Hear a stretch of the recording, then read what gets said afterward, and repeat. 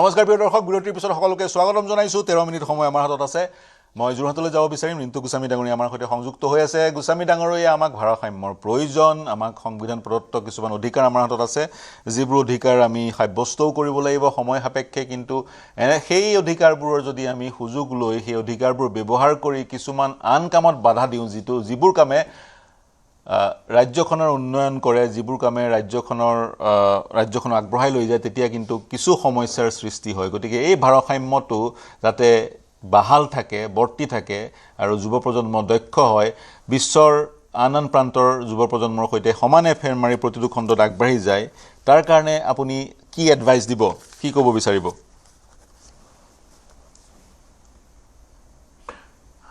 মই প্ৰথমে ক'ব বিচাৰিম যে প্ৰত্যেকজন নৱপ্ৰজন্মৰ লোকে জাপানৰ ইতিহাস পঢ়িব লাগে। কিয়নো জাপান দ্বিতীয় বিশ্বযুদ্ধত বিধ্বস্ত হৈ যোৱা এখন দেশ আছিলে।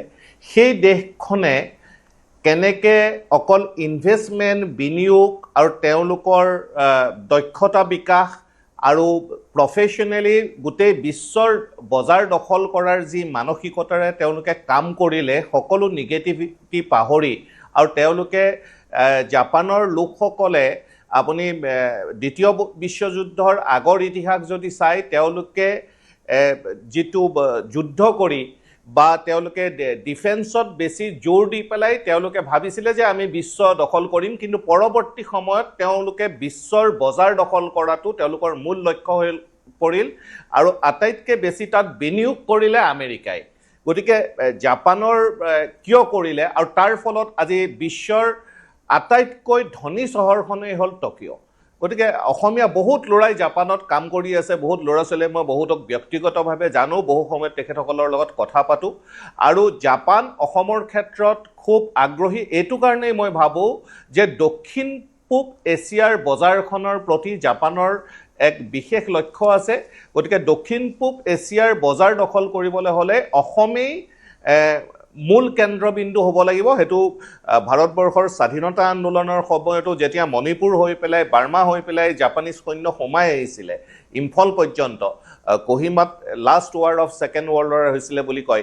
গতিকে এই কথাবিলাক আমাৰ মানুহে জানিব লাগিব, আমাৰ ল'ৰা ছোৱালীয়ে জানিব লাগিব। আৰু বিনিয়োগ বাদ দি আজিৰ তাৰিখত যদি চৰকাৰৰ কিছু মই ভুল দেখা পাওঁ, চৰকাৰে কেৱল চৰকাৰী চাকৰি কিমান দিলে এইটোক ঢাক ঢোল বজাই থাকে। 1 লাখ চাকৰি দিলোঁ, 2 লাখ চাকৰি দিলোঁ, তাতকৈ বেছি চৰকাৰে জোৰ দিব লাগে যে বিনিয়োগ কৰি আমাৰ দক্ষতা বৃদ্ধি কৰি কি ধৰণে আমাৰ ল'ৰা ছোৱালীক আমি সংস্থাপিত কৰিব পাৰিম। বিশ্বৰ বজাৰখন দখল কৰিবলৈ অসমৰ যিখিনি আমাৰ সম্পদ আছে সেইখিনি বিশ্বমুখী কৰিবলৈ হ'লে আমি আজিৰ তাৰিখত নিশ্চিতভাৱে বিদেশী বিনিয়োগ লাগিব। আৰু বিদেশী বিনিয়োগ অনাৰ ক্ষেত্ৰত মুখ্যমন্ত্ৰী মহোদয়ে যথেষ্ট পদক্ষেপ লৈছে, তাৰ কাৰণে মই ধন্যবাদ জনাইছোঁ। কিন্তু একে সময়তে এই যে কেঅটিক চিটুৱেশ্যন এটা হৈ থাকে, এই কেঅটিক চিটুৱেশ্যনটো কেনেকৈ নাইকিয়া কৰিব পাৰে, তাৰ বাবে পুলিচ প্ৰশাসনৰ যথেষ্ট কৰিবলগীয়া আছে, প্ৰশাসনৰ কৰিবলগীয়া আছে, আমাৰ বৌদ্ধিক সমাজৰ কৰিবলগীয়া আছে। আৰু আমি সৰ্বোপৰি আমি বিনিয়োগমুখী এটা জাতি হ'বলৈ চেষ্টা কৰাটো আজিৰ তাৰিখত মই ভাবোঁ আটাইতকৈ সময় ৰহমান।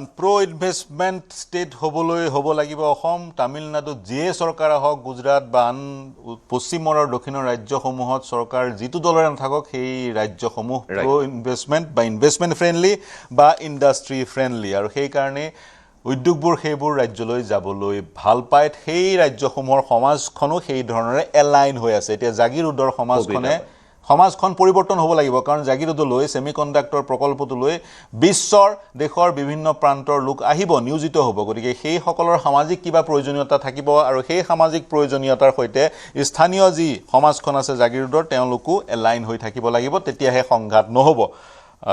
মই সেই ধৰণে ব্যাখ্যা কালিও আগবঢ়াইছিলোঁ, আজিও এই সুযোগ পাই ব্যাখ্যা আগবঢ়াইছোঁ। মই গোস্বামী ডাঙৰীয়া আপোনাক ধন্যবাদ জ্ঞাপন কৰিছোঁ। সুন্দৰভাৱে বিশ্লেষণ আগবঢ়ালে। পুনৰ সুযোগ পালে আপোনাৰ ওচৰলৈ যাম। মই আন সকলোৰে ওচৰলৈ যাব বিচাৰিম, মোৰ হাতত সময় কম আছে, এজনকৈ সকলোৰে ওচৰলৈ যাম। মই অপৰূপা বৰঠাকুৰ আপোনাৰ পৰাই আৰম্ভ কৰিছোঁ। যিকেইটা কথা ক'লে, আমাৰ চৰকাৰৰ কৰণীয় আছে, বৌদ্ধিক সমাজৰো কিছু কৰণীয় আছে। বিনিয়োগৰ বাবে গত্যান্তৰ নাই, আৰু আজিৰ তাৰিখত বিদেশী বিনিয়োগৰ বাবে গত্যান্তৰ নাই। জাপান আহিছে, জাপান আহিলে ষ্ট্ৰেটেজিক লোকেশ্যন উত্তৰ পূৰ্বাঞ্চলৰ, সেইকাৰণে জাপান আহিছে। চীনৰ সৈতে প্ৰতিযোগিতাত লিপ্ত হয় জাপান গতিকে যদিহে জাপান আহে জিঅ'গ্ৰাফিকেলিও বা কূটনীতিৰ ফালৰ পৰা অসম সমৃদ্ধ হয় হয় আচলতে এতিয়া নৱপ্ৰজন্মই এটা কথা ভাবিব লাগিব যে তেওঁলোকৰ ভৱিষ্যতটো নিজৰ ভৱিষ্যতটো সুৰক্ষিত কৰাৰ কথাটো ভাবিব লাগিব চৰকাৰ প্ৰশাসনে যেনেকৈ বিনিয়োগৰ ব্যৱস্থাটো কৰিব লাগিব ঠিক তেনেকে নৱপ্ৰজন্মও চিন্তাধাৰাত আন্দোলনমুখী চিন্তাধাৰাক প্ৰাধান্য দিব নালাগে কাৰণ কোনো আন্দোলনত বিশেষ কিবা এটা পাইছে বুলি মই নাভাবো জুইচোলা মানে ধূপৰ পেকেটটোৰ লগত জুইচোলা বাটো ফ্ৰী পোৱা দি কিবা এটা কেতিয়াবা পাইছে কিন্তু আমি বহুত হেৰুৱাইছো গতিকে 83 আন্দোলনে কি দিলে সেয়া আমি দেখিলো তাৰপিছত কা আন্দোলনত কি হল সেয়া আমি দেখিলো তাৰ ফলাফলটো কাটো গৃহীত হলে সেইদিনাখন জাপানৰ প্ৰধানমন্ত্ৰী অহা প্ৰথম কা আন্দোলনৰ যেতিয়া হুলস্থুলটো হৈছে প্ৰতিবাদী দলটো আহি পেলাই জাপানৰ প্ৰধানমন্ত্ৰীৰ কাৰণে যিটো মঞ্চ সজোৱা হৈছিল সেই মঞ্চটোৱে প্ৰথম ভাগিছে গতিকে আপুনি ষড়যন্ত্ৰ নাইকিয়া বুলি কোনো ক্ষেত্ৰত আমি ক'ব নোৱাৰো বিনিয়োগকাৰীৰ প্ৰয়োজন আছে আমাৰ ভৱিষ্যত প্ৰজন্মৰ কাৰণে গতিকে ভৱিষ্যত প্ৰজন্মই যাতে আন্দোলনমুখী চিন্তাধাৰা সম্পূৰ্ণ ত্যাগ কৰি নিজৰ ভৱিষ্যত সুৰক্ষিত কৰাৰ চিন্তা কৰে তেতিয়া অসম উন্নয়ন হ'ব আদাৰৱাইজ ভাবিব নোৱাৰে আন্দোলনমুখী চিন্তা পৰিহাৰ কৰিব লাগিব বাইদেউ কিন্তু আমাৰ যুৱ প্ৰজন্মই দক্ষতা লাভ কৰিবলৈ সন্মুখত সেই দক্ষতা বিকাশৰ এক পৰিৱেশো তেওঁলোকে দেখা নাই আমাৰ চৰকাৰে দক্ষতা বিকাশৰ কাৰণে ITI কেইখন বা সেই যি সীমিত আমাৰ ৰিসোৰ্সেস আছে সেই তাতে যাবলগীয়া হয় আজি তাৰিখত সেমিকন্ডাক্টৰ প্ৰকল্পত যি এক মেন পাৱাৰৰ প্ৰয়োজন হিউম্যান ৰিসোৰ্সৰ প্ৰয়োজন তাৰ কাৰণে আমাৰ যুৱ প্ৰজন্মক দক্ষ কৰিবলৈ আমাৰ ইউনিভাৰ্চিটিখনত কি আছে হাজিৰা দিছিলে হয় সেমিকন্ডাক্টৰ প্ৰকল্পত মাজতে মই এটা মেছেজ পাইছিলো যে নেকৈ লেবাৰ লাগে তাত আৰু যথেষ্ট দৰমহা দিব কিন্তু সপ্তাহত এদিনহে ঘৰলৈ যাবলৈ দিব তাত থাকি ল'ব লাগিব তাৰপিছত নপচাই বুলি ক'লে বহুত ল'ৰা অসমীয়া ল'ৰা নাহিলে গতিকে তেওঁলোকে কিন্তু তাত পকা মিস্ত্ৰীয়ে কৰে ইয়াত কৰি বেয়া পায় কাৰণ নপচাই গতিকে আপুনি এই কথাটো ক'ব নোৱাৰে যে মন তেওঁলোকৰ মানে ঘৰত থাকি ঘৰৰ ভাত খাই কিবা এটা কৰো বুলি ধাৰণাটো যেতিয়ালৈকে মই কৈছো ন ভৱিষ্যত সুৰক্ষিত কৰিবলৈ হ'লে নিজৰ যথেষ্টখিনি ত্যাগ কৰিব লাগিব তাৰমানে গতিকে সেই ত্যাগখিনি নকৰিলে ভৱিষ্যত সুৰক্ষিত আজি যদি শুই থাকে কাইলৈতো দৌৰি থাকিব লাগিবই আজি শুই থাকিলে কাইলৈ দৌৰি থাকিব লাগিব কাইলৈ বেংগলোৰ যাব লাগিব হায়দৰাবাদ যাব লাগিব কেৰালালৈ যাব লাগিব মাৰ খাই পেলাই সিকিউৰিটি গাৰ্ড কৰিব লাগিব য'ত অসমত ইমান সমল আছে বা ইমান অসমত ৰিসোৰ্সেস আছে সেইবোৰত যদি নিয়োজিত হ'ব লাগে দক্ষ হ'ব লাগিব বা বিনিয়োগ আহিলে তেনে ধৰণৰ অৱকাশ ওলাব চাকৰি ওলাব সেই চাকৰিবোৰ নিয়োজিত হ'বলৈ দক্ষ হ'ব লাগিব নহলে চকুৰ সন্মুখতে সেই চাকৰিবোৰ অনা অসমীয়াই কিন্তু লৈ যাব আৰু তেতিয়া তাৰ পিছত অনা অসমীয়াই চাকৰি লৈ গৈছে হৈছৈ কৰি আন্দোলন কৰি কোনো ফলাফল আমি লাভ নকৰিম মই পাৰ্থ আপোনাৰ চলাইছো হয় মই যেটো আলোচনা চলি আছে সেই আলোচনাৰে মই মানে প্ৰসংগকে মই আগবঢ়াব খুজিছো সক মই এটা মোৰ নিজা ব্যক্তিগত মই এটা এক্সাম্পল এটা দিব খোজো যোনটো এটা আমাৰ সকলো বক্তাই কৈছে যে সময় উপযোগী হৈ কেনে আমি ধৰক প্ৰতিবাদটো ধৰক কৰিব লাগিব যদি কিবা বেয়া দেখিছো প্ৰতিবাদ কৰাটো আমাৰ অধিকাৰ প্ৰতিবাদ কৰিব লাগিব তাৰ সমান্তৰালভাৱে আমাৰ পঢ়া শুনা বা আমাৰ স্কিল হেতুক আমি আগবঢ়াই লৈ যাব লাগিব তাৰে মই এটা এক্সাম্পল দিব খোজো মই 2018 চনত মই এটা দীঘলীয়া সময়ত মই ইউকে আছিলো ইউনাইটেড কিংডমত ৰিসাৰ্চৰ কাৰণে সেই সময়ত মই ব্ৰেক্সিট যোনটো আন্দোলন ব্ৰেক্সিট স্কটলেণ্ডৰ পাৰ্লিয়ামেণ্টে যোনটো কৰে মই এইটো খুব চকুৰ ওচৰৰে মই দেখিছিলো বাকিংহাম প্যালেছত আপুনি সকলোৱে জানে যে তাতে গাৰ্ড যেতিয়া চেঞ্জ হয় এটা সেৰেমনি নিচিনা হয় ৰাতিপুৱা সময়ত যেতিয়া গাৰ্ড চেঞ্জ হয় তাতে বহুত মানুহ চাবলৈ ভিৰ এটা ইকঠা হয় ৰানিং ভিতৰতে থাকে স্কটিছ ষ্টুডেণ্টছ সকলে মানে স্কটলেণ্ডৰ লণ্ডন চহৰত তেওঁলোকে বেলেগ বেলেগ জায়গাত থাকে পঢ়া শুনা কৰে আৰু তাতে আন্দোলন কৰিবৰ কাৰণে তেওঁলোকে অলপ সময়ৰ কাৰণে 15-20 মিনিটৰ কাৰণে তেওঁলোক আহে খুব শৃংখলাবদ্ধভাৱে এজনে বেনাৰটো ললে বাকি 3-4 জনে তাতে এক্ৰবেটিক্স কৰে মানুহৰ এক্ৰবেটিক্স কৰাৰ লগে লগে মানুহৰ আকৰ্ষণো হ'ল কি তেওঁ মেছেজটো দিব কৈছে হেতুও দেখিলে আৰু তেওঁলোকে ষ্ট্ৰেটেজিক্যালি বাকিংহাম প্যালেছৰ সন্মুখতো কৰিলে এফালে আপোনাৰ হেৰিটো শেষ হৈ গ'ল গাৰ্ড সেৰেমনিটো শেষ হৈ গ'ল তেওঁলোকে নিজা নিজা সব বস্তু সামৰি নিজৰ ক্লাছেছ আছে গুচি গ'ল তো এইটো এটা কি তেওঁলোকে প্ৰতিবাদো কৰিলে তেওঁলোকে নিজৰ পঢ়া শুনাও মানে ক্ষতি কৰা নাই সো মই ভাবো এনে ধৰণৰ চিন্তাধাৰা আমাৰ নৱপ্ৰজন্মৰ মাজতো আহা অতিকৈ জৰুৰী আৰু তাৰ সমান্তৰালে প্ৰতিটো বস্তুই অভিনৱ ইনোভেটিভ হ'ব লাগে প্ৰতিবাদ যদি ইনোভেটিভ হয় তেতিয়া সেই প্ৰতিবাদটো বেছি শিপাই যায় আৰু চৰকাৰে যদি কিবা ভুল কৰিছে সেই চৰকাৰকো ভবাই তোলাৰ অৱকাশ দিয়ে, ভবাই তুলিবলৈ বাধ্য কৰায়। গতিকে প্ৰতিবাদো ইন'ভেটিভ হ'ব লাগে, যাতে সেই প্ৰতিবাদী কণ্ঠ বেছিকৈ শিপাই যায় আৰু চৰকাৰো বাধ্য হয় সেই প্ৰতিবাদত শিৰণত হ'বলৈ। প্ৰতিবাদ কৰিবলৈ আমি প্ৰতিবাদ কৰাটো এটা সাংবিধানিক অধিকাৰ, কিন্তু ভাৰসাম্য বজাই ৰাখিব লাগে। প্ৰতিবাদ কৰি যি উন্নয়ন, সেই উন্নয়নত বাধাৰ সৃষ্টি কৰিব নালাগে, সেইটোৱেই আমি সেইটোৱেই কৰা উচিত। মই চক্ৰধৰ গগৈ ডাঙৰীয়া আপোনাৰ ওচৰলৈ গৈছোঁ। মই 1-1.5 মিনিটত আপোনাৰ পৰা মন্তব্যটো ল'ব বিচাৰিম, শেষৰটো মন্তব্য। হয়, মানে পাৰ্থদা, মই এই সমাজৰ এই দৃশ্যবিলাক দেখি কেতিয়াবা বৰ হতাশ হৈ যাওঁ দেই, আপোনাক মই কৈছো। হয়, যিখন সমাজ আমি চাই থাকিব বিচাৰো, সমাজখন দেখা নাপাওঁ। আৰু এই কথাটো মই এটা ইংৰাজী বাক্যৰে মই আপোনাৰ আগত আজি প্ৰকাশ কৰিব খুজিছো। এটা ইংৰাজীত কবিতা আছিলে, "Oh friend, I know not which way I must look for comfort being as I am oppressed."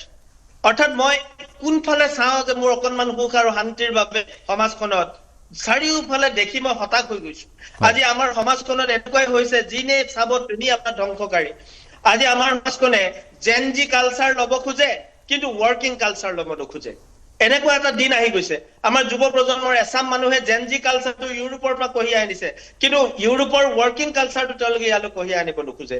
গতিকে এই এনেকুৱা ধৰণৰ মানে গতি বিমুখ যিবিলাক চিন্তা, সমাজ বিমুখী যিবিলাক চিন্তা, এই চিন্তাবিলাকে আমাৰ দেশ আৰু জাতিৰ কেতিয়াও প্ৰগতি আনিব নোৱাৰে।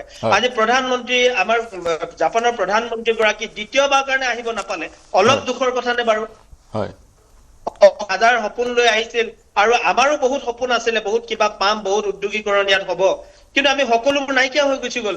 গতিকে ডেকা প্ৰজন্মই এচাম মানুহে কিন্তু ভবা উচিত যে সমাজখন তেওঁলোকৰ হাতত আছে। গতিকে ভৱিষ্যত সমাজখন সুন্দৰকৈ নিৰ্মাণ কৰাৰ তেওঁলোকৰ যি দায়িত্ব, কৰ্ম সংস্কৃতিৰে আগুৱাই যোৱা, জাতীয়তাবোধেৰে আগুৱাই যোৱা, দায়িত্বশীলভাৱে আগুৱাই যোৱা, সেই দায়িত্ব নতুন আপোনাৰ ভাষ্য ল'লো।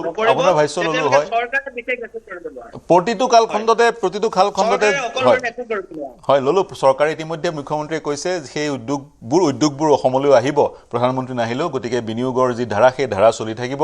প্ৰতিটো কালখণ্ডত যুৱ প্ৰজন্ম, নৱপ্ৰজন্ম বিপথে পৰিচালিত হয়। আমাৰ জ্যেষ্ঠজনৰ দায়িত্ব তেওঁলোকক লাইনলৈ অনা, তেওঁলোকক সঠিক পথলৈ অনা। আজি কি নহওক, মানস শৰণীয়া ডাঙৰীয়া, আপোনাৰ পৰা শেষৰটো মন্তব্য।